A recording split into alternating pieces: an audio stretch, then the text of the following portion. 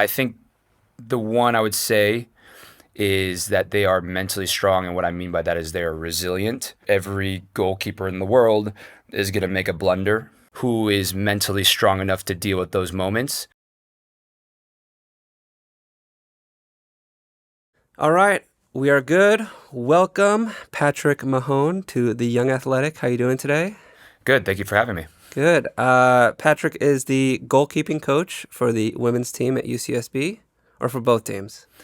Just for the women's team. All right, and then also a club coach for Santa Barbara Soccer Club, and the owner of Safe Hands Academy. So a very busy man. Yeah, gotta have to make it work in Santa Barbara, but I love it. How's the goalkeeping coaching going? It's great.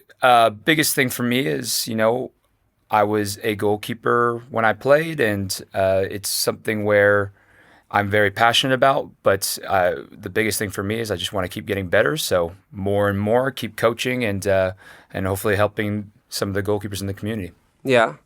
I know goalkeepers can kind of like have a very unique position on the team. They're not handling the ball as much as the rest of the team, but they're communicating. Yeah. What do you tell your keepers to, have them develop? I think one thing I would argue to a certain degree is that they probably touch the ball more than anybody nowadays in terms of the modern day goalkeeper, and so many teams are attempting and playing out of the back, and so you would argue maybe the goalkeeper touches it the most nowadays. One thing I'm always telling my goalkeepers, especially at the young level, is it's okay to make mistakes. That's part of being a goalkeeper. I think the one unique thing for a goalkeeper is unfortunately, when you make a mistake, it's costly. It's most likely Yeah. it was on you. Yeah. And so it's one of those ones like not many people understand that feeling. And so that's what makes goalkeepers unique. But just trying to make them know that, okay, making mistakes is not necessarily the end of the world. It's how you fix it. How do you respond? And so that's, I think, the biggest message I always give to goalkeepers. What would you say, you mentioned the modern day goalkeeper, what would you say is like the ratio of training foot skills versus, hand skills? I think it differs depending on the age. I would argue, let's just say a 9-year-old kid, they're really good at goalkeeping. I would argue they should be playing on the field still. So I would argue that they should have some type of half and half or be training everything with a good amount with their feet. Reason being for that is because I think it's easier to teach kids, I guess, the techniques of passing a ball, dribbling with a ball, driving a ball, having texture on a ball, so curling it with the inside of your foot, outside foot, using both feet. It's easier to do that when they're a kid, and when you get goalkeepers that potentially have never played outfielder before or never played soccer in general, when they come in as goalkeepers, they can be great with their hands, but they really, really struggle with anything with their feet. And it hurts their confidence as well because they're not confident to receive. And so now it's a whole mental strain on them. So when you get them as kids and you get them comfortable with the ball immediately, so they're doing a little bit of goalkeeper, a little bit of field work. Now when they're getting older, it's not as much of an issue. And now you're teaching them more about the decisions than just necessarily technique. Yeah, I mean, that's a great idea to have them play on the field as much as possible. Yeah, I mean, we still do it with our UCSB women's goalkeepers. There's times in the year when I will have like a goalkeeper session, but we will take one of the goalkeepers and they will be working with just the outfielders in whatever possession we're doing that day. And so that's something even for them where those are 18, 19, 20-year-old women who are still working with their feet as much as possible. So that is a big thing for me, is that they understand what an outfielder has to do on the ball, and now can they translate that with the goalkeeping. How would you say like that generation is with their feet? Because when I was playing, 15 years ago or so, the goalkeeper that we had, the goalkeepers didn't play like they used today. Yeah, absolutely. Like they do today. But has that like caught up? The youth are doing it today, obviously, But are the 18, 19-year-olds, like, is that their generation? Yeah, for the most part, I think the game always updates, and there's still going to be goalkeepers you would say that are not super comfortable with their feet. I mean, but at our age groups now, like the 18-year-olds, 19-year-olds, 20-year-olds, you're starting to see, okay, they're pretty comfortable with their feet for the most part, especially the best ones. You still have kids that are either new to the game or came in late that still struggle with their feet. And even at the pro level, I get these are a little bit older people, but Donnarumma is 26, and he is somebody I wouldn't say is superb with his feet, but he is an unbelievable goalkeeper. So there's still kind of that mold of goalkeeper at times, but it's definitely becoming more modern and more common to see goalkeepers that are pretty sufficient with their feet. Yeah, I think like he's a great shot stopper. You know, you can't give that up in pursuit of having someone good with their feet. Yeah, and it depends what your team needs, 100%. Because I mean, Donnarumma, as much as he doesn't give with his feet, first off, that PSG team is unbelievable, and they potentially don't need him in the build.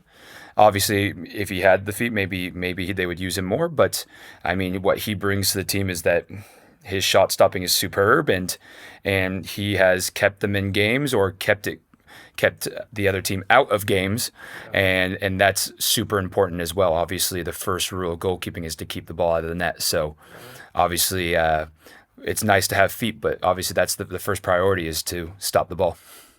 What would you say is like the most important characteristic of a, quality goalie? I think the one I would say is that they are mentally strong, and what I mean by that is they are resilient.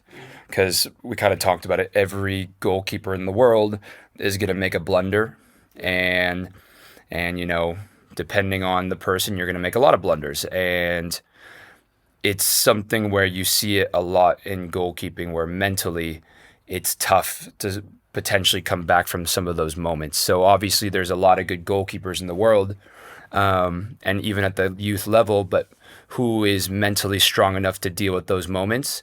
And obviously, the higher up you go, obviously, if you're starting at low level or maybe AYSO, there's maybe less pressure. Then there's club, maybe a little more pressure. Higher level club, maybe a slight bit more pressure. Then you're getting to college where there's potentially actual fans there and more pressure. And then obviously pros where you're playing in front of million or thousands of people and millions of people watching, and everyone sees that mistake. So it's how can you mentally deal with that, I think, is one of the more important skills that a goalkeeper can have. How do you train that then? If it's one of the most important skills and you have to develop it as a coach? That's a good question. I think part of it is, once again, telling them it's okay to make mistakes. Now, not saying it's okay to make mistakes in the sense that, oh, it's willy-nilly, that's fine, whatever. It's more of, okay, what happened? What did you do wrong? How can we fix that? And then obviously just encourage them to keep trying it. And especially if, let's just say, they made a mistake in the build, so they're passing out and they made the correct decision, but their execution was poor. At least as me as a coach, I wouldn't beat them up over the decision. I'd just be like, hey, the execution's just got to be better. And so encourage them to keep trying that same pass, because the decision was correct, the execution was off. Yeah. And so I guess in the way of coaching, one, you obviously support your goalkeeper, allow them to make mistakes, but also push them to be more. And then I would say your training sessions have to have some sort of pressure aspect to them, meaning how they have to make tons of decisions during your session, and how do you get them to use their mind? I think the smarter and the more they have to actually, you challenge their thinking, I think that helps build a little bit of that resiliency. Yeah. Yeah, I mean, soccer is like unlike any other sport where you have to make decisions. Mm-hmm. It's not like football where you have plays, or baseball where you just run in a diamond. Mm-hmm. Soccer is very much decision making. 100%.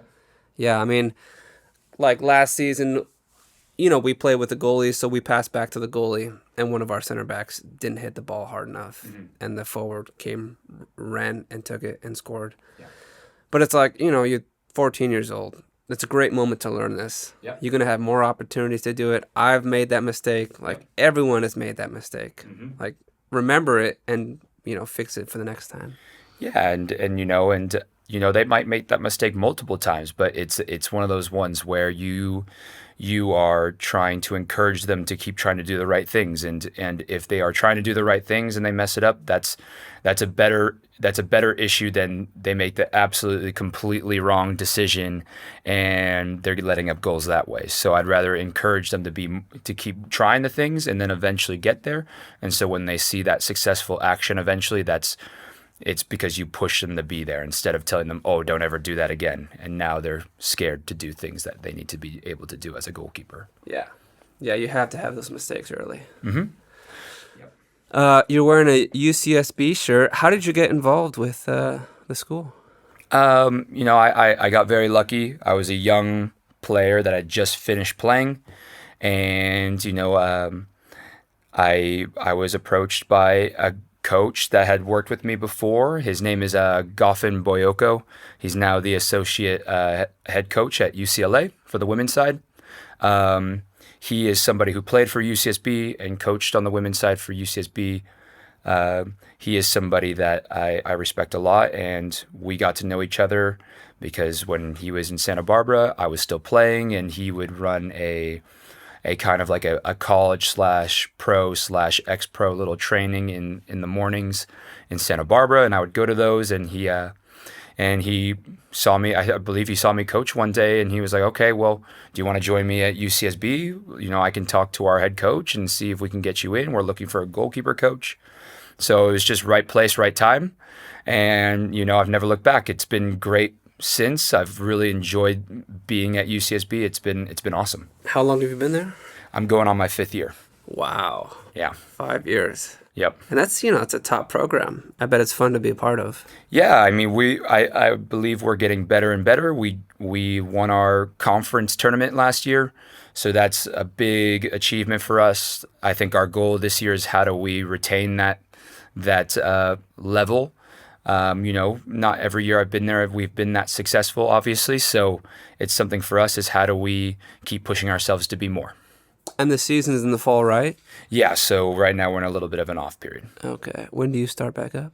August 1st. August 1st. Yeah, probably a day before is the report date, but we truly get going in August. Do you have when I was in high school and college, we had like a sports camp where everyone shows up before school and does 2-a-days, that kind of thing?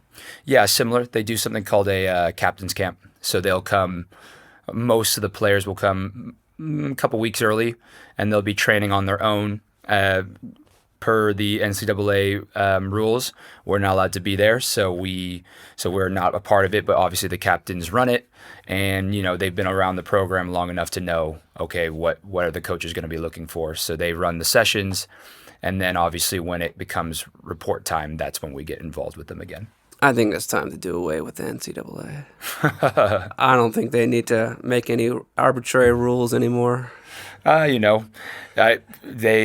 It's one of those things. Obviously, they make decisions, and some people don't like them. But end of the day, they give us a platform to play sports in college, and we do have to appreciate that. So obviously, we might not like all the rules, but they do a good service at the same time. So how are the girls going to be this year, do you think, if you had to project? I think they're going to be good. I think we are feeling really confident about how we play. We clearly have an identity, and are you returning a lot of players? Yes, returning a lot of good players. We're going to lose, I believe, 6 seniors, or we lost 6 seniors this last year, and a couple of them were really important. But I wouldn't say we lost too much of the big part of the starting core. So I think we're going to be in good shape, and hopefully some of the transfers that we brought in and some of the freshmen that are coming in are going to really help us. So we're really hopeful about that. And I'm assuming your goalie didn't graduate. She's still there? Yes, our starting goalkeeper is back. Nice. Yep. Yeah, she's great. Do you know anything about the rule change for junior colleges? Because apparently they can play 2 years and not have it. I am not completely familiar. I I have seen a little bit of what might happen. I don't know if anything is confirmed yet, but yes, I have heard those rumors that potentially those rules will not, or those years they spend in community college will not count towards them. And I think if they do that, it'll be really interesting to see what happens Gonna with community change. college. Yeah. I think it'll change for sure. I think potentially you'll see more people go to community colleges to start just because Yeah. maybe they didn't get an offer that they liked, or maybe they didn't get an offer at all. And now that gives them 2 years without using eligibility to prove themselves. And so it'll be interesting. It'll be interesting to see what happens with that. Or they're just a late bloomer. Yeah, 100%. 100%. Yeah. I mean, I think that would like strengthen your relationship with the city college. Do you guys ever like transfer players? Do you get players from the city college? Yes and no. We have gotten some in the past. I was actually a person that went to Santa Barbara City College, so I know the city college well. And we know the coaches well. Obviously, small community. We all know each other. We do when there is somebody, but it doesn't happen every year, and obviously it's that's the kind of the interesting thing about community college, because there could be years where you're unbelievable, you have all this talent, and there's some years where maybe it's not as much, and so but it's a whole another beast in its own. Community college is a very interesting little league because it's it's tough. Everyone's pretty equal, and you just never know where you're going to get a player, because some team could have just gotten some kid who maybe failed out or maybe didn't have the means to go to college or something, and they're a really great player. And so you do see some talent still in the community colleges, which is great. I believe the last one we got from the community college was a few years ago, but we definitely keep an eye all the time. We always just try to see what they're up to and make sure we keep close with the coaches, in the sense that, okay, we know what's going on. What do you say to the players that are in high school or play club? Like, how do you get recruited to go to college? You're a college coach. What are you guys looking for? How do you recruit? It's going to be, first thing I tell all players, it's going to be different for everyone. Everyone's path is different, but obviously, I mean, the base idea of it is obviously girls will send us emails, we will go to showcases, we will watch film, and obviously we kind of build a list of players that we like, and then obviously we start making offers to those people, or try to get them on campus, see if they like campus, see if they are even interested in UC Santa Barbara or any school that they're talking to, if we're just talking about just what a college coach goes through. Okay, and then we're trying to build a relationship with that player, and sometimes it doesn't work out, and it's not because they didn't like us. It's just the girls have to make a decision for themselves, like where do they see themselves being for 4 years, and sometimes they might have a better place to go, and that's not an issue for us, because we want to find girls who think we are amazing, and they want to come to us for 4 years, and they're excited about us. And so, it's definitely an interesting process. I think for most players, how they start with their process, it will be obviously playing in certain leagues, and then emailing coaches to come see their games, and obviously, every coach is different, so how they build their schedules and how they see them might be different. But mainly, it's going to be showcases, and then if they like a player, then maybe they start a communication once they are legally allowed to have conversations with them, and then NCAA, and then yeah, it goes from there. Like I said, building a relationship with them. Do you get most of your players from in-state or out-of-state? In-state. Yeah. And this is not uncommon. Obviously, one challenge schools have is, and keep in mind, every college has a different challenge. Our challenge is potentially that we don't always have as much funds as a certain team, but some teams also don't have the same type of reputation as school. Some teams don't have the same level of league. So it's, every school's got a different challenge. So obviously for us, our challenge is potentially we're a really highly academic school, so it's hard to get in. And two, they don't give out much academic money, at least to athletics, because obviously the people that are getting academic aid are geniuses. So every once in a while we get a girl who's a genius, but it's difficult. So our probably our biggest situation that's difficult is that we have to deal with money, and we have to be really, really smart with how we use it. So we're not, not saying that we're broke, but it's more of like, okay, we have to be smart with how we use it. And I mean, everybody has to be smart with their money. Of course, 100%. And even though maybe we're on the lower end, it's not like all these other teams have tons. So everyone is kind of in the same boat. So we try to be strategic with it. And obviously, if we see a girl from out of state that we really like, that doesn't mean we're not going to go for them. But it's just harder for us because with out of state tuition, since we're a state school, it makes it harder, and it makes it harder for the money point of view. But once again, we don't like to think about the negatives, because keep in mind that we are at UC Santa Barbara, where it's a beautiful school, really good education, and we would like to think a really good soccer team. And so we're going to be absolutely fine, and we still will go after the best players we can, because we think we have a lot to offer. Yeah, I mean, it'd be hard to say no to UCSB. 100%. It's a great place to go to school. Let's talk a little bit about your club coaching. Okay. You also coach with Santa Barbara Soccer Club. Yes, sir. The 2010s, U15s. Yes. How's that going?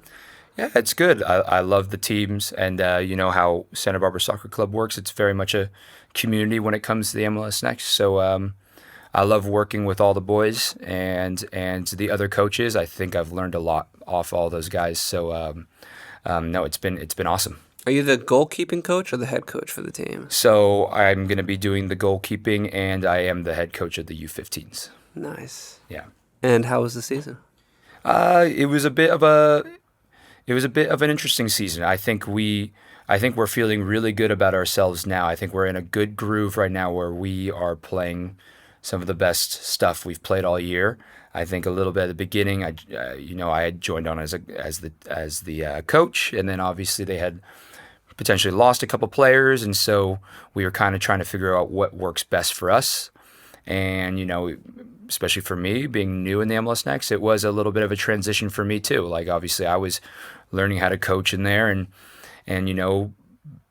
I got humbled a little bit because you're playing against some really good teams when you go and play LAFC, LA Galaxy, and some of these other teams like that. It's like, oh wow, like it's difficult, and how can I really help my team to the most value? And I had to learn how to do that, and a little bit better at least. And I think, like I said, I think right now, I think we're in a really good groove. We've kind of found it now. And as a team with me, like obviously our relationship, and then obviously just our play on the field. So really, really good. And obviously, hopefully more to come. Yeah. Yeah, we've all had humbling seasons. 100%. I just had a humbling season for one of my teams as well. So you have your licenses for all these things? Working on all the licenses, obviously. They're tough to get. They take time. Yeah. Yes, they take time, and so as a young coach, still working on getting them all. But the goal is to be at least the A, and then obviously see where it goes from there. Yeah, yeah. I'm trying to take my B this fall. Okay, very nice. Hopefully it works out. Yeah, that'd be great. Yeah, I mean it's pay to play for coaches too, because you got to pay for these licenses, and they cost a lot of money, and they do take like 6 to 8 months to finish. They do, and it's an interesting one for me because obviously that it's tough, it's hard. You have to spend that money, but I think it is something that it's, for one, worth doing. One, because obviously the knowledge is good, and it's good to get around coaches and other educators that potentially you can learn off. And then obviously in terms of work, it looks better to have more licenses. So yeah, both ways it means something. So obviously it's difficult, and obviously it's not great, but it's something where it's worth doing. Who would you say you've learned the most from as a coach? coach to coach. 100%. I think that's difficult. I don't know if I have one person, but Or a little from everybody. yeah, I can rattle off a bunch of names of people that I highly respect that that have helped me a lot. First off, Goffin, who truly got me into fully coaching as a full-on profession, is somebody who I highly respect and think the world of. And then obviously the staff at UCSB, Paul truly gave me the chance because obviously he's the one who actually hired me. Paul has given me everything and helped me a ton. Andrew, who's the other assistant there, Andrew Montenegro, has done everything for me. And then if I read off all the names from the club, but one of our coaches just left, actually. He's going to San Diego FC to be their U13, so joining the MLS on the youth side. Our old director, his name is Christy Gates Boas, and he was once again a very, very big figure for me in terms of how I coach. But yeah, all the other coaches in the club, so Morgan, Jamie, Tommy, that are at Santa Barbara Soccer Club and the MLS Next, have been great. I like Jamie. Jamie, I met at Fusion. Oh, okay, very nice. Yeah. Came here. Yeah, all awesome coaches, and I'm sure I missed someone. I'm going to regret it later, and I'm going to be like, oh my gosh, I didn't say that person. But no, what I would say is like, there's been so many great coaches. I feel like I'm in a very lucky place, meaning, I feel like you don't get to, in some places, you don't get to see this many good coaches. And I've been very, very lucky to be in an area where I truly think there's just absolutely quality coaches in Santa Barbara at times. And so throughout the years. And so very lucky. Yeah. Having a good mentor is super important. Yeah, 100%. The community of Santa Barbara, talk to me a little bit about what it's like to, because it's different. You have to travel everywhere. You have to, you're kind of on an island, Sure. But it's a great place to be at the same time. Yeah, I mean, travel can be difficult. In terms of the college, it's not too bad. Our conference is basically all California teams. So it's not like, I guess a good example would be UCLA, who's in the Big Ten right now, and they got to travel all over the country. Yeah. So that is not too much of an issue in terms of the college compared to other colleges. I feel like when you're younger, you want to travel, and then when you get older, you're like, I just want to stay home. Yeah, to be fair, the club side, it's difficult because obviously there's weekends where you're in Arizona. Yeah. There's weekends where you're San Diego. You're in San Diego, and then you're in Irvine. But I don't think it's the end of the world. It's one of those things. If you want to play other great teams, there's some sacrifices to do it. I think if you want to play some of these great teams like LAFC, LA Galaxy, I think you got to do some of the travel. Like, you got to be willing to do that at times if you want to play the best. And that goes for everybody, because I'm sure even though the LA teams, they're all more local to each other, they're going to have to travel too, especially MLS Next teams. Yeah. So they all have the same issue. We might have a little bit more, but I think everyone's got a little bit of that. So it's a sacrifice, but it's something that I personally think is worth the sacrifice. Yeah, at the higher levels, you just travel more. 100%. It is something. Do you have any connection with the new pro team, the Sky? I do not. You excited because they're going to play at UCSB, right? They will, and it's going to be interesting to see them there. It's going to be really cool. I'm excited that we're going to have another level of soccer in the community. And if you don't know anything about Santa Barbara, it is a soccer community. There is a lot of people who are very excited about it. So it'll be cool to see. I don't know everything about it in terms of what's going to happen with it yet, but it's really exciting times. Yeah. Yeah, I think it'll be a good spot. Oh, yeah. Hopefully, people from Ventura come up. I'll come up. See some of the games. It's going to be really cool because I think the community would love to have something like a pro team. Yeah. And obviously it's difficult because it's a small community, so you can't necessarily put a football team, you can't necessarily put a baseball team or something like that, but definitely maybe a soccer team, and see how it goes and if it grows. And it'll be interesting to see because obviously the USL is going to be promotion relegation eventually, and it'll be cool to see how Santa Barbara Sky fare in that, and hopefully they do well because that would be great for the community. and yeah, that'd be really exciting. I had Rudy on a few weeks ago. He was talking a lot about the Sky, and Yeah. he thinks we can have players from Santa Barbara Soccer Club and Fusion, and Yeah. a couple of the players. 100%. I think a lot of the kids who either are within the club, or maybe went to college and then would come back, that were good enough and that would come back. And I think Santa Barbara has had and Ventura has had a lot of talent come through. A lot of kids that are very good soccer players. So once again, it would be great to have some of these people represent the community that they're in. So, and I'm sure a lot of them would love to do it as well. So, Yeah. no, it's really exciting times. And they have to have an academy. They have to have younger teams. Yeah, it'll be interesting to see what they do with that. Obviously, I'm in the club but it's a little bit up in the air. We'll see what they do. I don't know what they're gonna do yet. You think they'll merge? I don't know. Like I think it makes sense for them, but I actually don't know what their case is going to be. I think for them, I think the focus is going to be on the pro team, yeah. the pro team actually doing well, and I think maybe down the line they'll try to align with one of the clubs in Santa Barbara, probably Santa Barbara Soccer Club, but you never know. So it's one of those ones. I think that's something down the line. Do you have you gone to any of the VCFC games at Kalu? I have not, but my family's from Thousand Oaks, so I hear about it a lot. Unfortunately, with all this soccer going on, it's hard to get out to even more soccer. It's if I'm not coaching, I'm on a field for another team for some reason. So it's difficult. But no, I've definitely been able to check in every once in a while. They're fun. They're really really well attended. Mm-hmm. And hopefully we can get some of that type of attendance at the Sky Games as well. Yeah, and it's pretty cool. There's been more pro activity around the area because Angel FC trains in Thousand Oaks, so that's really cool to see as well. Once again, I'm from Thousand Oaks, so it's cool to see a pro team in Thousand Oaks training, even though they are Los Angeles, but it's really cool to see. Yeah, those games are super popular too. Yeah, the Angel City games. Yeah, they're great. Super popular.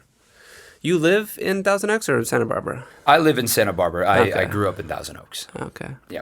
Do you have a preference? Oh, Santa Barbara. I love Santa Barbara. I love Thousand Oaks too, but I coach soccer for a living and make pretty good money and I live in Santa Barbara. Life cannot be too bad. I love getting off the 101 at Cabrillo and you just make the turn. Right. You see the volleyball courts. Yep. You hitting Main Street, State Street. Yep. That strip right there feels like Santa Barbara. Yeah, it's interesting because obviously you guys are further north. Yeah. Obviously we're right there, so I end up downtown a lot. But it's interesting because when you get tied into work and you're thinking about things, you're thinking about, oh man, complaining about something like, oh, this didn't go well, blah blah blah blah blah, and then I'll go downtown. I'm like, oh man, I live in a great place. I don't know what I'm talking about. Yes, I have things I got to do in my life, but I live in Santa Barbara. It can't be that bad. Yeah, I mean, you just take 10 steps and you're down at the water. Exactly. And everything melts away. Right. What's it like to be in Goalita versus, because it used to be downtown, right? UCSB used to be at the City College. I believe that is how it started. And, Goalita is great. I mean, Isla Vista is obviously its own thing. It's a very unique college town. Basically it's a college town on the beach. And so it's definitely interesting. I've been somebody who's lived in Isla Vista before. So it's really unique. And I think it gives, once again, UCSB a little bit of character. It's not just a great school. It's not a place on the beach, but it's also got a college town. And obviously that comes with the positives and negatives of it. But no, it's very unique. I bet the freshmen get really excited. It's funny, obviously that's always a challenge for any college team, because obviously coming to college, any young person coming to college has some of those temptations. You're hit with so much freedom. Yep. Your freshman year, you have no idea. And I think our girls, at least on the soccer team, And I'm sure this goes for a lot of other teams too. I don't know. I don't think this would be special to us, but I think they do a good job of educating the girls on what's acceptable, what's not, what's maybe things to be careful of, and then obviously how do you handle this new freedom, but also having the responsibility that you are here for athletics and school. And so I think the girls do a good job of educating each other and making sure they're staying on top of things. And it showed. We don't, even though we are in a what you would say a party school, we really don't have too many issues when it comes to disciplinary or disciplinary issues in terms of off the field. So that means school or extracurricular activities. So Where does that? It sounds like you have a good culture. Where does that culture come from? Is it set by the coach? Is it set by the team? I think for any culture, it's set a little bit by both. Obviously, it's the coaches set the standard, but the players have to be bought in too. And so it hasn't always been amazing, but right now we're in a good groove where I think we are on the same page as the captains. The captains are on the same page as us, and obviously the girls are on the same page with us too. And we are pretty honest with the girls, and we want them to have a college experience. So we don't necessarily tell them, okay, you can never drink, you can never do this, you can never do that. But we are some people that are like, look, like when it's season, you better be on and you better be responsible. But we also want you to have a normal life. This is still what we like to say is this is one of the most important times in your life. Maybe not the best, because that makes it sound like after college it's a downward spiral. but it's definitely one of the Different, for sure. Yeah, it's definitely one of the most important times in your life. So we want you to enjoy it. Make sure you go and have new experiences. But they are here for certain duties as well that they have to be ready for. And so it's finding that balance, and we are very, very clear on that in the sense that we want them to have that balance. And I think the girls, for the most part, do a good job of finding the balance. Yeah. I read, or maybe I heard, I don't know, maybe it's fake news or not, but like the younger generations aren't drinking as much. Have you heard anything about that? No, I haven't. Well, maybe it's true, maybe it's not. I was just curious if that was something you'd seen on the team. Potentially. I mean, once again, I don't know what they do in Isla Vista. Yeah. Obviously, and if I'm being honest, I really don't want to know for the most part. And this is where it comes kind of the balance. I think, for the coaches, we have to have a little bit of trust in them. And obviously, if it's evident they're not taking care of themselves, then we have to get more involved. But we do want them to have lives, not us. So, I think us not knowing what they're doing at times is important, because, they need to have normal lives where they're not feeling like, coach is going to know about this, type of thing. Just let them have a normal life. And then if they know how to balance it, it'll be totally fine. Yeah. Let's talk a little bit about your program, the Safe Hands Academy. Mm-hmm. When did you get started, and why did you get started, and how's it going? Well, I just got started, so it's actually all just been coming together this last couple weeks. And the biggest thing for me, I think. What's the goal of Safe Hands Academy? So the goal is one, to create something eventually that's bigger, in the sense that it's one, obviously, sessions where I can work with goalkeepers, but not just that, building a community of goalkeepers and building something where we can create a little bit, kind of like it said in an academy, where we have a certain style and we have a certain way of coaching, and we're getting the best out of kids, and then hopefully they can go on and bring success to wherever they go. And that's kind of what I'm looking to do.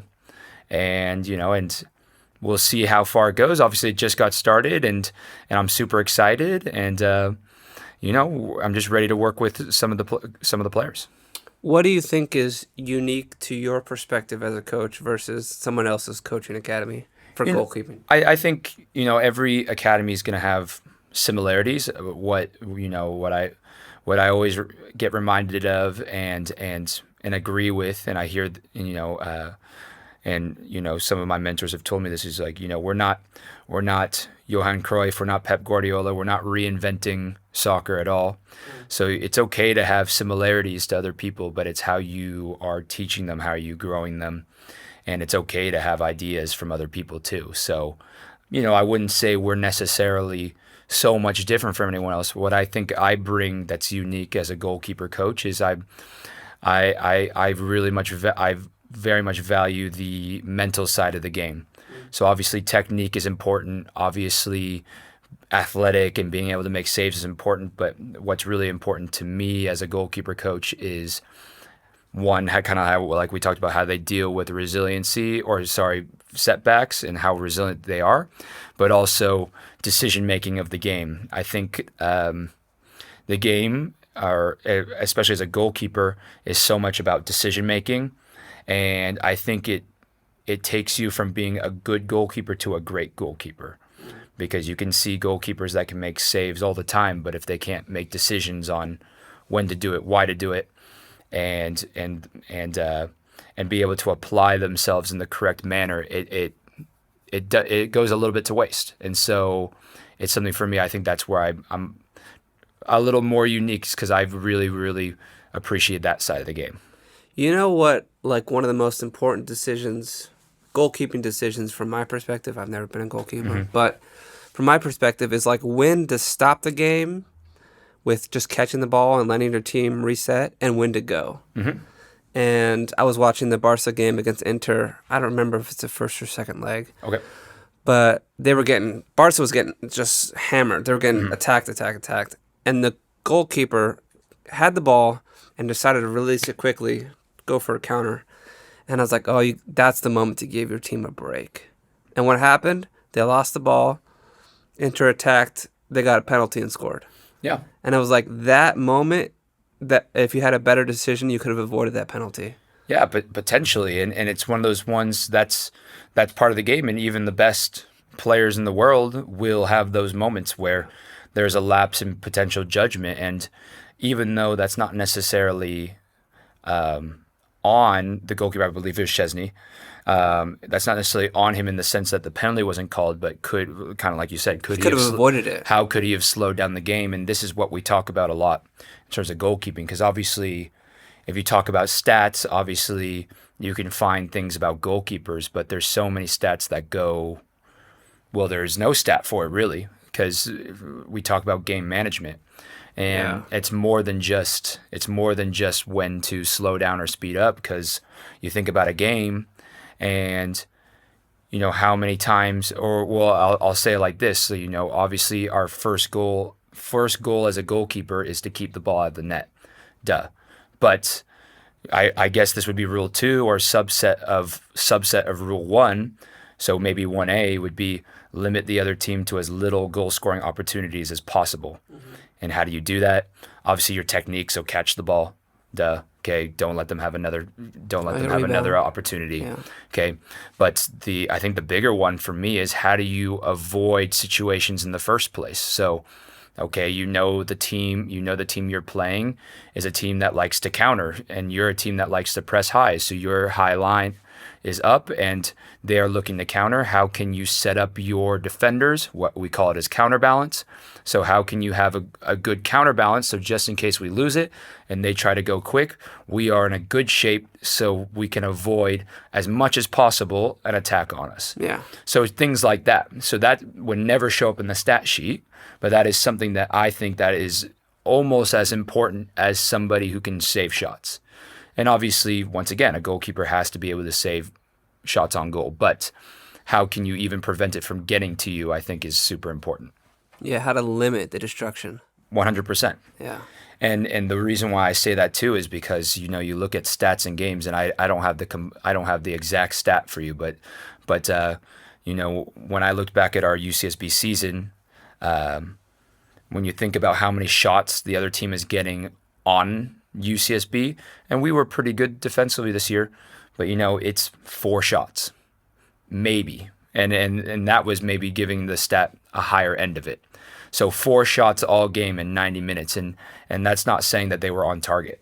Yeah. So that's just 4 shots, and obviously that's not for every team, but That's how many it was. Or so like sometimes our goalkeepers were averaging 1-2 saves a game, and that's it.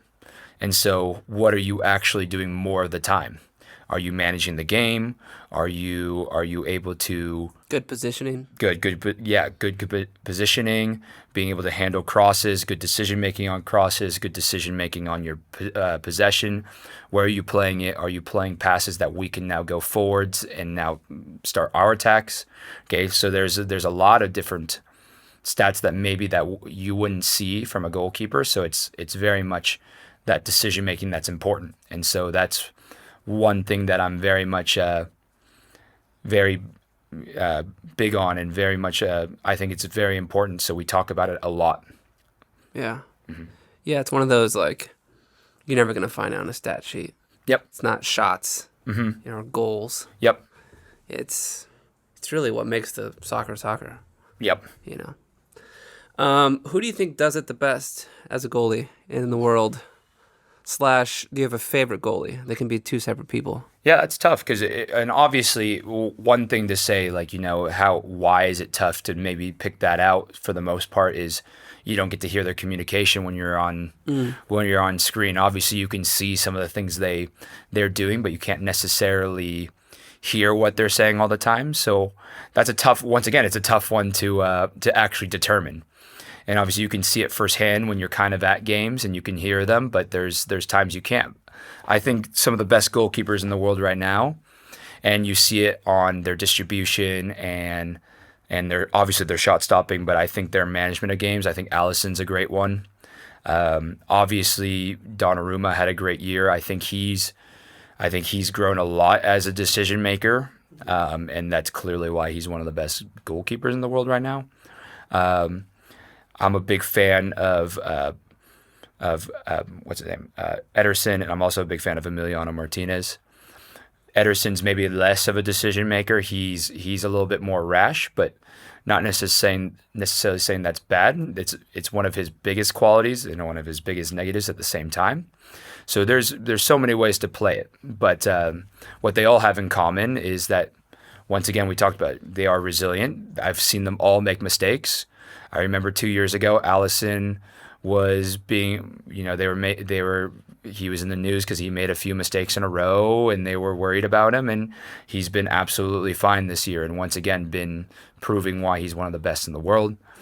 And then once again, you see, Ederson, same thing. He's kind of going through that bump right now where he's been really great and now he's having that bump, and we'll see if he comes back from it. I think he will. He's a good goalkeeper. And he's a little bit, maybe he needs to move or something like that. I don't know if that's true or not, but he's somebody that's going to have, I think he's going to have a bump back into what he does as well. And then obviously, like I said, some of these other goalkeepers I mentioned are really good. Are one of those your favorite? Oof. I think is the OG Tim Howard your favorite? I'm an Everton fan, so So Tim Howard is one of my favorites, but that's interesting. I think if I'm talking favorite goalkeeper ever in my lifetime of watching, I think it would be Edwin van der Sar. Oh yeah. I think Arsenal, right? Manchester United. United. And then right now, that's a difficult one. I think my favorite right now would probably be Courtois. I just really like him as a goalkeeper. He's a little bit more of an old-fashioned goalkeeper in the sense that he's not necessarily incredible with his feet. He's serviceable, but he's not. Not Alisson. But that's not his main quality. He is unbelievably good in the goal. He is so difficult to score on. He can get anywhere in the goal. Yeah, he's. I mean, I've seen him in person, and he's like, obviously you can read on the stat sheet he's 6'6", but he just looks massive. Like when you see him in person, it's ridiculous. Like I'm 6'2", and it feels like he's at least a foot taller. He's got at least a foot over me in wingspan. Like it's pretty crazy. Like he is a menace in that goal, and he's somebody that I do like watching and for the most part. Yeah. Nah, I just think of like when Messi scored on him in the Champions League. He went for the Meg, near post Meg, and then another one too. Mm-hmm. Yeah, sometimes you got to go low when they're tall keepers. Yeah, 100%. I think that's something that people teach a lot, and it's difficult for goalkeepers, and that's why we talk about decision making and your positioning and stuff, because that stuff can help. But yeah, I mean, obviously, as a goalkeeper, some of it is save the ball. So it's be good at shot stopping. So not all of it is just decisions, but a lot of it is. Do you goalkeeping's, so much with your hands, obviously. Mm-hmm. Is there another sport that translates to help with goalkeeping, like Yeah, basketball or there's football? all of them to a certain extent. Yeah. Because basketball, you're working on getting rebounds, and you're just handling the ball all the time. So that would help with goalkeeping for sure. If you're talking about rebounds, that would be like crosses. Have you seen like any of your players that are great goalies have a crossover from another sport? Yes and no. I think you see it less and less now that there's, for example, academy kids that are doing multiple sports. I think I've seen this the most actually in an outfielder right now, because I have a kid who's a multi-sport athlete, and he's clearly my best athlete on the team, and it's clear that he does multiple sports, and it helps him for the most part. There's always pros and cons to everything, because obviously, the argument is that if you're doing multiple sports, you can't get really good at one. But I also think, well, kind of what we talked about, if one of my goalkeepers was playing basketball and maybe football and some of these, like, they would be gaining experience in certain things without even knowing it. It would potentially make them better. Like we talked about basketball rebounds, that would be like judging flighted balls in the air. So, okay. Like a corner kick. Yeah, like they'd be able to judge that. I think potentially could judge it better. Football, same thing, where you have to, and it's even faster. So you're learning how to catch a ball that's coming at you quickly on the run. So once again, that could help with handling. That could help with a lot of different things. And if you're a wide receiver in football, you're working on so much footwork. You would be really good in the goal in terms of your movement, at least. And so once again, and we could talk about swimming. Yes, no soccer ball, but you're working on upper body strength. And so even lower body strength, but especially upper body strength. Water polo, same thing. So I think multi-sport athletes can be very good. Obviously, it depends on their desire as well. Obviously, if they're putting in half and half and half and half, it's hard to be good at everything. But, you do see that there is benefits to doing a little bit of everything. Yeah, definitely. Yeah, I mean, sometimes you just have to let them be kids and just go play. Yeah, and I think it's important eventually they pick, if they're very serious about potentially going to college for it, unless they're a freak athlete and they can do everything. But yeah. And you see that sometimes. Some of them are, yeah. You've seen some of the freak athletes that can do multiple sports, but not all of them can. So, it's eventually they probably have to pick one, but maybe they do because they fall in love with one of them. But yeah, I think at least at a young age, it's good that they do multiple and they learn different things, and I think it grows the love for whichever one they pick anyway. So if they pick soccer over all the other ones, it's because they love it. It's not just because, oh, well, I only played soccer my whole time, so I guess I just keep going. Yeah. Or sometimes, their parents want it more than the kids. Mm-hmm. You don't want that. Nope. What excites you the most about soccer? Obviously, you've played, you've coached. We'll talk a little bit about you playing as well, but what keeps you going? I just love being around soccer. I think I just love the game in general. I think it's a thinking game for the most part. And so when I was a player, I obviously enjoyed playing because I just like soccer. I enjoyed being in the goal and saving shots. Were you always in the goal? No, but I got into goalkeeping pretty late. I was a pretty average player, in high school. On the field? Yeah, and on the field, didn't really play club. We weren't, my family and I were not very educated when it came to any of that stuff. So, and I didn't take it seriously at the time. And then, I started playing goalkeeper when I was about 14, 15. I ended up being, okay, like this is something I really like. This is something that I want to keep doing. And luckily I was a quick learner in the sense that I got a lot better really quickly. And that helped me obviously when I got into college, but I was very much the recipe of exactly what we talked about, a kid who came in late and potentially is a little bit underdeveloped with their feet, potentially a little bit knowledge isn't necessarily always there. So I was definitely one of those people and grew into something else. But yeah, nowadays as a coach, I love a tactical battle. I love trying to solve a problem. And for me, it's when you do it right, you feel great because once again, you're part of a team as well. So your job is to help your team as much as possible. And when I get it right, and I feel like I set them up for the best success possible, it feels great for me. I'm sure it feels great for them. And obviously, once again, it's great to be part of something as a team. And so I really enjoy that part of it.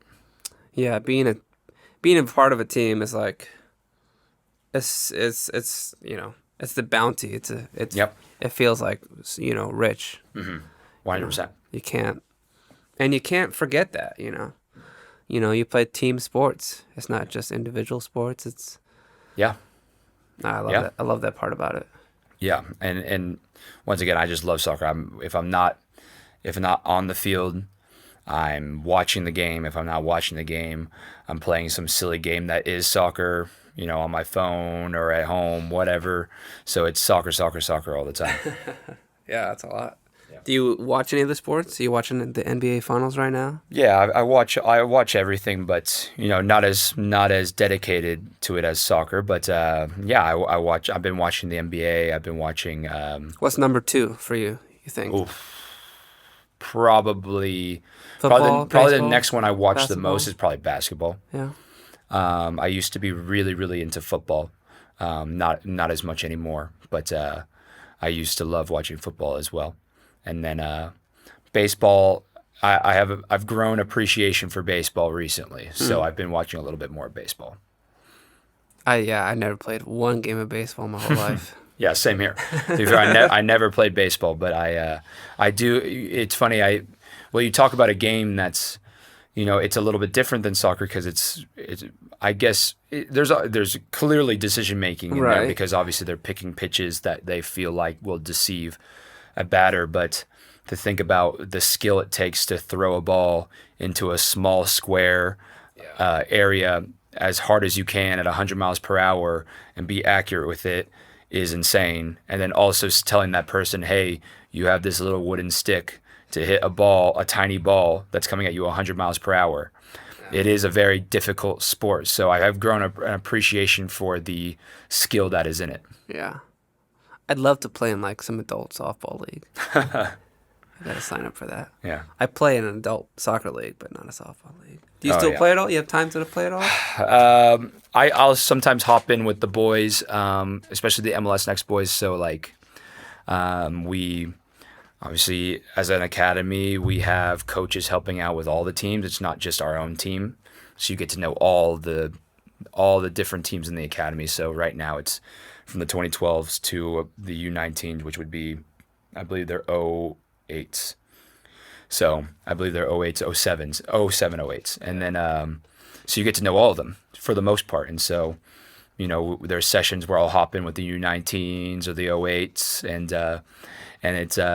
it's good. Like I get to hop in every once in a while, but I'm getting to the point now where I don't want to dive. I don't want to get hit. It's not the same anymore. I like getting hit before. I don't like getting hit anymore. So playing in goal is a little bit difficult now. But I still enjoy hopping in every once in a while, but definitely less and less. Yeah. Sometimes I play with my teams, but I can only play for like 10 minutes. I got to get back in shape. Yeah. Because I always tell them, I had my team for a long time, 4 years, and I always told them, like, you're all going to get big and fast and strong. Mm-hmm. What's going to separate you is your skill on the ball and your decision making. Mm-hmm. So we really emphasize those 2 points. Yeah. Yeah, 100%. I think that's a good thing because at the end of the day. And that's what soccer's about. It's not about athleticism. If you want to outrun someone, go run track. It is and it isn't. It obviously is because obviously to play any sport at a high level, you have to be an athlete. Yes. But yes, I think soccer and kind of like we just talked about, baseball has some nuances to it where skill is important, decision making is important, and so obviously you have to be an athlete, but it can't just be an athlete. You have to be more than that. And same thing, you can't just be a soccer player. You have to have some physical skills to you as well. And that's what makes it a well-rounded sport. Yeah, super well-rounded. I think soccer players are some of the most athletic people out there. Yep. In terms of their endurance and their strength and their coordination. Yep. You know, I watched that clip of like Henry. He's like, you don't know the skill it takes to hit the ball across the field, over the defender, onto your forward in a small, tight window. Yep. When someone's running at you. With your foot, which is technically less natural to you than your hands. Yeah.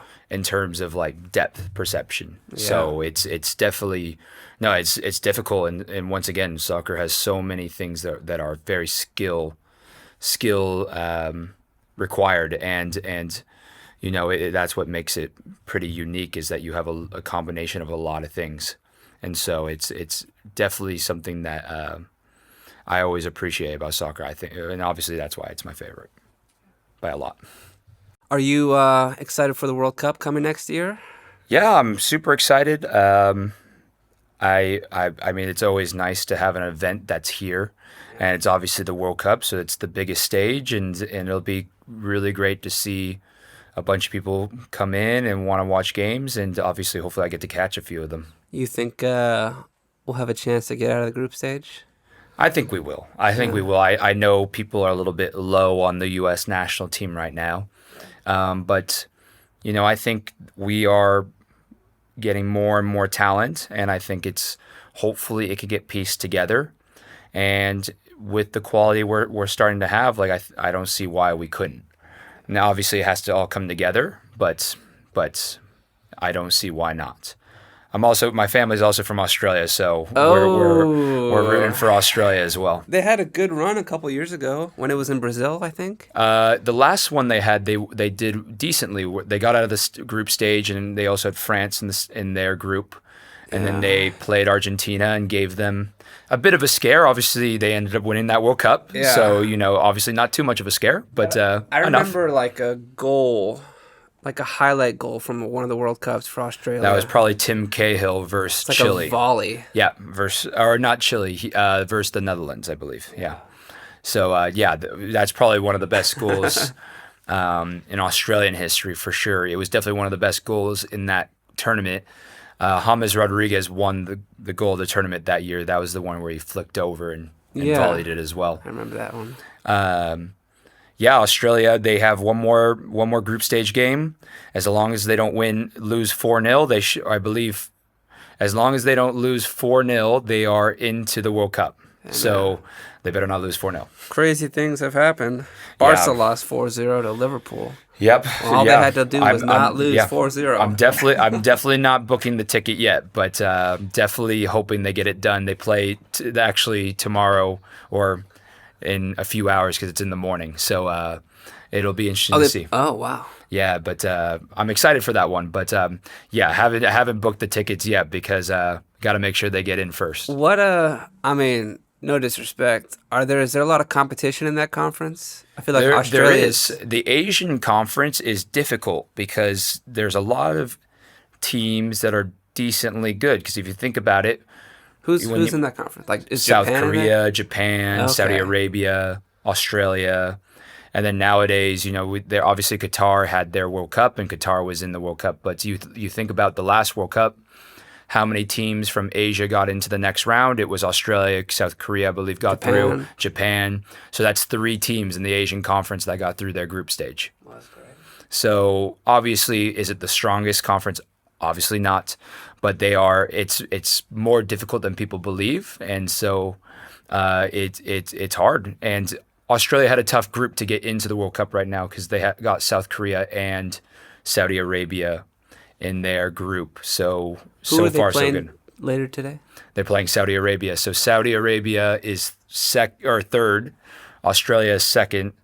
They are down 8 goals in goal difference and 3 points below. So they would have to beat Australia by 5 to take over in goal difference. If it's by 4, it's head to head, and I believe they've drawn both games. So I don't know how it goes from there. I didn't look that far in. I'm just hoping they get the job done. Have they played them already, or is this the first time playing? They drew, I believe, the first time. Oh, they drew.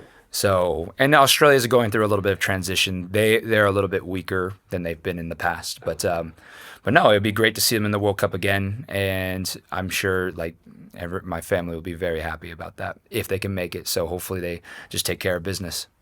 Yeah. Yeah. I mean, who did we lose to recently? Honduras, maybe? Yeah, well, the U.S. national team just lost to Turkey. Well, Turkey, yesterday or 2 days ago. Yeah. So I haven't gotten to watch the full game yet, so I actually don't know how it fully went yet. But I don't even watch the games anymore. It's just so disappointing. We're missing some players, to be fair. And obviously that's not an excuse. You can't use it as an excuse. But this is where I say, people are worried about them, and obviously they should be to a certain extent, but I think they're going to be okay.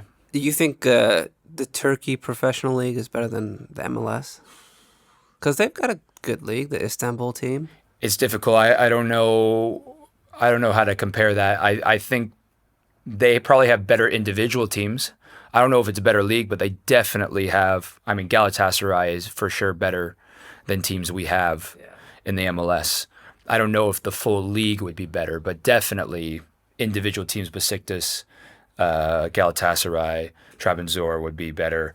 So, no, I mean, obviously some really good players. And then you think about Turkey, they got players playing in Europe all over the place, and so really high level leagues. And the U.S. is getting to that point where they're getting more and more kids into Europe and more players into Europe, and then even our league is getting better. I know people sometimes don't like the MLS, but it's definitely getting better and better.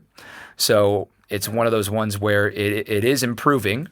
Maybe not the rate that people want, but it's definitely getting better in my opinion. So, I try not to be too bashful on them. Obviously, I'd love for the U.S. to do better, and I would love for them to have better performances, but I think it all takes time as well. What would you say is our biggest hindrance right now? Like, what's the one thing holding us back, either at the youth level or at the pro level? I mean, if you're talking about you're talking about the national team. I think this is one of the first years, or not the first years, but this is one of the times where you think about all the best U.S. teams. They probably had a pretty well-known number one goalkeeper. And I'm not saying that's the only thing they had, but that's one of the big things you clearly see this team doesn't have. You're not a Matt Turner fan? Yeah, unfortunately not. Unfortunately not. And, I don't think they've found anybody yet because Zach Steffen did not work out. Matt Turner has not worked out. And none of the other people that they've brought in have really proven that they are big time as well. Because obviously you think about all the ones we've had in the past, and just to name two is Tim Howard and Casey Keller. And there's clearly more, but those two were in the team for a very long time, and they were very much number ones, and they were very good at what they do. And it's difficult when you don't have a goalkeeper you can trust, and that's what happened in the Honduras game. They didn't. That one of the goals that Matt Turner gave up was suspect, and or I believe it was versus Honduras that he gave up the suspect goal. But it's either way, it's not great, and so it's something that they need to get better in, and it's difficult because that's part talent. And then in terms of the youth, I think we're doing. It's an interesting one because obviously I think you hear a lot of people, and sometimes they go after how we set up our youth, and obviously you can have those opinions, but I think it would be wrong to say that we don't have talent coming. Oh, sure. I think that would be wrong to say because you look at. I mean, I'm firsthand to it because I'm coaching in the MLS Next, and you get to watch some of these MLS teams, and you see the talent they have, and not even just the MLS teams. And predominantly in LA, there's teams that are very good, like TFA. Irvine Strikers is very good in this area, and those are teams that battle for playoff spots in the MLS Next. So once again, very, very good teams, and you see the talent they have. And I've been around good players all my life, even if I wasn't necessarily always the best player myself. But I've never seen some of the kids that do things like these players have done or can do. And so I think the talent's getting better and better. So once, like I said, it's kind of a process. I don't know if it's going to happen right away, but I think we're going to be at a point where we are going to be not necessarily number one, but we are going to be a team that is looking to succeed and do things on the international stage. Once again, it might take some time, but we'll see. What's the best process for that talent to reach the next level? Like the academy boys and girls, they're going to Division I, and then they go to the pros. Do you think that's the best route?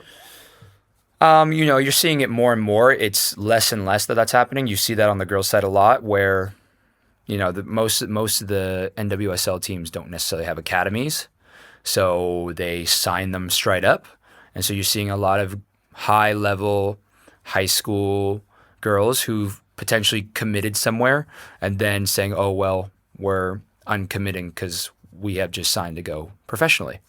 And so that's 18-year-olds, 17-year-olds, 19-year-olds, so even younger. So you do see that. That's happening for sure. And then you see it on the boys' side too. They're now not necessarily always going to college. They're now joining the second team. So kind of like Ventura County, they're the number 2 team for Galaxy. And so you see kids now going into those teams. You see teams some of them just getting promoted straight to the first team. Yeah. And then obviously there's some that still go to college because they might not have the opportunity to go fully pro, at least at the moment. And so, and then they go to college and maybe it goes well, and then they do go to pro. So I think it's changing. I think it's more and more that you're seeing younger players get into academies and go pro. Once again, will that change completely in the sense that will we see nobody going to college? I don't think that will happen, but it's one of those ones where I do think you're going to see more and more players that are high level just go pro right away. And obviously that will happen more and more when the money gets better, for one, and two, the opportunities get better. And I think they are getting better all the time. Yeah. I wonder, San Diego's the newest MLS team, and, supposedly they have a whole schooling part of their academy. Yes. Do you think that'll help? Yeah. With, the other academies, the Galaxies and the LAFC, and maybe even, I don't know if Santa Barbara is that. I think it'll definitely help. I mean, a residential will be interesting to see. They're not the first residential. Philadelphia Union has a residential. Obviously, Barca Academy is a residential, and I'm sure I'm missing a few. But there is residentials out there, so it's not necessarily like they're doing anything, I guess, new in terms of the U.S. New to this area for sure, but I think what's going to set them apart is one, that San Diego talent pool is very good, and now you're adding a residential on top of it where you can pick up players from other states, and now if you bring in good coaches, and like I said, one of my mentors is now going there as a youth coach, and I believe the world in him, so I think they got a good one in him, and they're going to continue getting other good coaches. I think they're going to be very, very good, and you can see even on the way they the way they play their games and how the coaches coach their teams.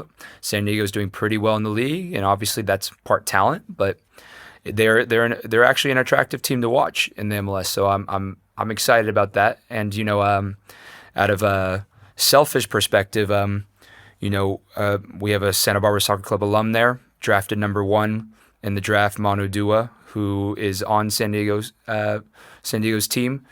And so, I got a little bit of personal stake into it a little bit as well. So always keeping an eye. From Santa Barbara or from the club? So from the club. He is from Ghana, and he came from an academy out there, but played for Santa Barbara Soccer Club for a few years, and then UCSB for 1 year, and then drafted. Yep. That's awesome. The Gauchos, right? Yeah, the Gauchos. All right. Well, I've been speaking with Patrick Mahon of UCSB and Santa Barbara Soccer Club and Safe Hands Academy. Yep. Anything else you want to leave us with before we say goodbye?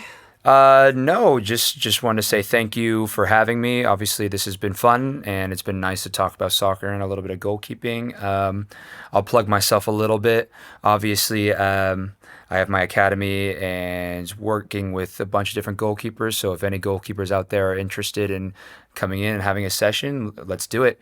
The website is safe-hands-academy.com. Awesome. Well, thanks for coming on the podcast. Yeah, thank you so much.